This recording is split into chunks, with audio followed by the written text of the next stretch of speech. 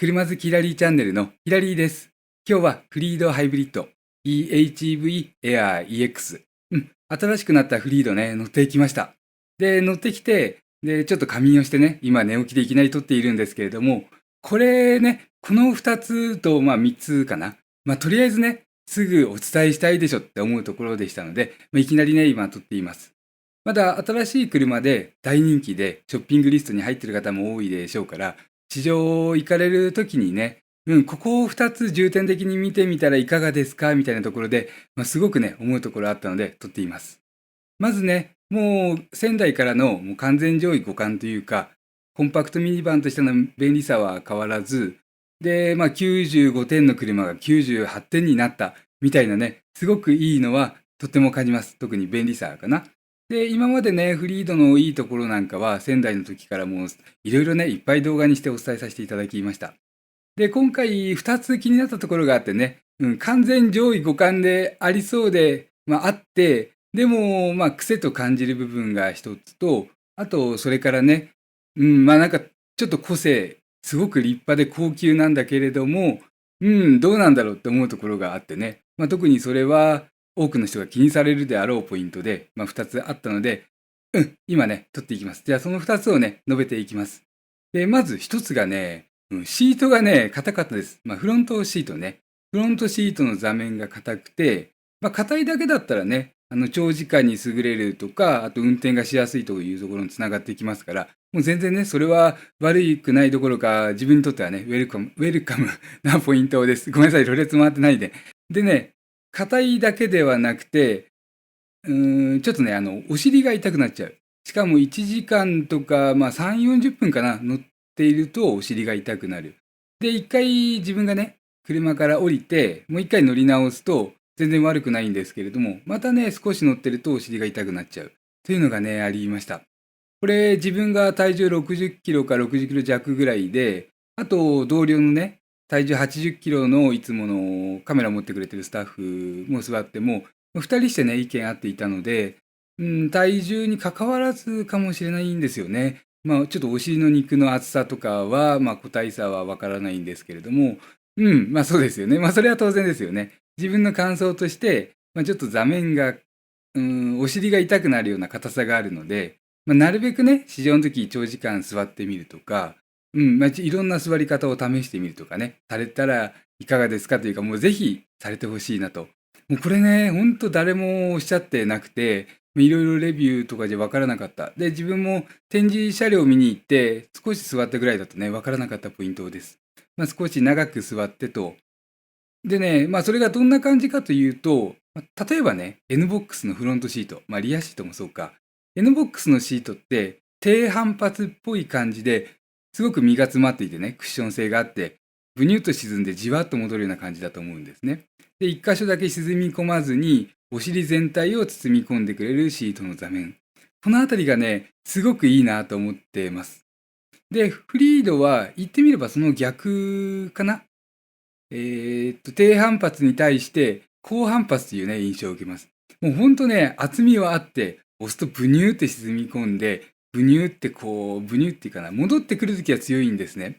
ペラペラで硬さがあるとかではなくて、ブニューと沈み込んできてグッと戻ってくるような、いわゆる言ったら高反発ウレタンみたいなね、そんな感じのシートですごく立派です。お金はかかってそう。それから先端の部分は柔らかくてめちゃくちゃ丸くなっていましたから、いろんな体型に合いそう。もうね、ほんと立派でお金かかってそうで先端の部分良くて、そんなにね、そこまでいいシートなんですけれども、お尻の部分だけは二人が乗って二人してね、お尻ちょっと痛いねと。とりあえずね、座ったらなるべく長く座らせてもらうか、ちょっと長めの試乗コースお願いさせてもらうかね。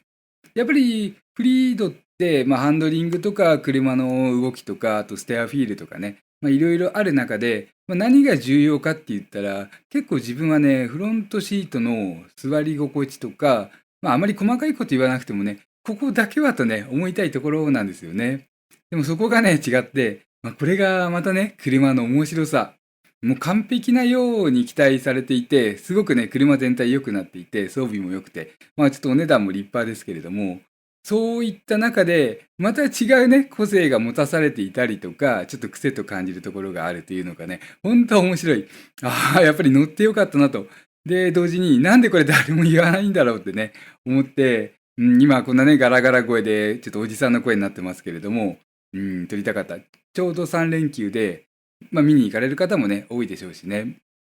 で、あともう一つ。もう一つはね、ハンドルに関する部分。ここもあんまり細かいこと言わない。一点だけね、いいか悪いかではなくて、自分としては癖と思った部分っていうところでね。まずね、切っていくときはすごく軽いです。で、滑らかでね、細かい操作にも反応してくれるようなところは、仙台のフリードハイブリッドから見ても大きく進化していると思います。で、サスペンションの前後バランスとかも良くて、仙台で言ったらガソリンモデル、ガソリンモデルのバランスを基本にして、で、上位互換みたいなサスペンションの動き良くなって、ダンピング効いているけれども、柔らかさもあってね。ブレーキとかハンドルで少し車が動く。そのあたりはね、仙台フリードハイブリッドとは大きく変わっています。長所も短所も大きく変わっている。ガソリンモデルをブラッシュアップしたようなね、乗り心地に感じました。で、そう、ごめんなさい。で、一つね、ちょっと癖っぽさというかね、慣れるまで慣れが必要かなみたいな感じたところは、ハンドルを切って戻してくるところとか中心付近の感触。切るときは軽くて、戻してくるときはね、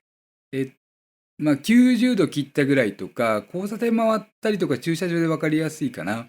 そのくらいちょっと大きめに切ったところから戻してくるところで、ぐっとね、モーターの力で戻そうとする力が、戻す力がすごくね、強いです。もうウィーンって戻されちゃう。で、これがね、多分ね、モーターが強いです。ACC とセンター保持機能を使って走っている時でも、モーターの強さ感じましたから、多分すごくモーターが強くて、で、それがね、普段の走行でも戻す力が強い。運転支援とか他のをね、切れる範囲内で切った中でそれ感じたので、多分車のパワーステアリングの特性としてね、そうした味付けにされてるんでしょうかね。でね、それはね、それは車の、こういう車なんだってところなんですけれども、そんな感じでね、ぐっと戻してくるんだったら、センターももうちょっと締めてほしいというのかな。それで辻褄が合うんじゃないかと思うところがあって、戻してくる力はね、大きく切ったところが強いんですけれども、中心付近はね、すごく抜けていて、そこだけ自然さをアピールしているような感じなんですね。で、直進安定性とか考えたときに、そこまでね、良くはない。これは車の特性とかディメンション的に、ボディのね、横幅と高さといろんな関係から、その全長の短さとかね、そこからある程度想像できた範囲で、リアサスしっかりしたんで、仙台から見れば直進してる感覚もすごく強くなってますけれども、でも、ステアリング周りで言うとね、そこまで直進性が強調されていなくて、柔らかくて、で、ステアリング全体の戻してくる時の感触で言ったら、もうちょっと中心がね、締められていて、固められるような感じで直進する方が、ハンドル全体のバランスとして合うのかな、みたいなところでね。切っていくときは軽くて楽でね、おお、滑らかだねって思えたりなんかしてね。で、戻してくるところも、基本的に車のジオメトリーっていうサスペンションの作りとか、あといろいろなね、そういったところは、基本大きい車の制限が緩い車の方が戻ってくるところが自然に強かったりとか、あとタイヤの張り出す量とかね、そういうのも影響しているところで、大きい車っぽくね、戻す力を打っても強めてるんでしょうけれども、そうね、選ばず言えば、時速60キロぐらいまでは NBOX の方が自然かなって感じられるところかな。それ以上の速度を出した時にはね、NBOX とは全然違うような安定感と直進の落ち着きなんかを見せてくれますから、で、ごめんなさい、言葉濁してるとね、これ動画撮ってる意味なくなっちゃいますよね。そこを確認していただいてどう感じるか。自分がレビューしてる中で、毎月何台か乗ってる中で言うと、ここまで強くね、はっきり中心に戻す車はあんまりないかな、みたいなね。鈴木の車で、1台、2台、今2台ぐらいか、ちょっと思いつきますけれども、それはまたちょっと今度に置いておいて、それと、で、その2点がね、自分にとってはすごく大きくて、乗ってきた直後の今の感想で言うと、シエンタハイブリッドと、今回のフリードハイブリットで比較したときに、ごめんなさい、これもね、乗ってきたときってね、すごくこう、長所も短所も、自分の印象すごく強くて、それが口に出ちゃうというところがありまして、なので、3日経ったらね、どう思うかはちょっと今わかんないです。でも今の時点ですと、その点でね、シエンターかなと。お値段もちょっと安い。中間グレード同士で、ハイブリッド G と EHV Air EX で30万円ぐらい違うのかな。くて、そんなね、立派に見えない中でも、座りやすくとか、違和感感じない風に作られてるなって感じるのは、シエンターハイブリッドの G の方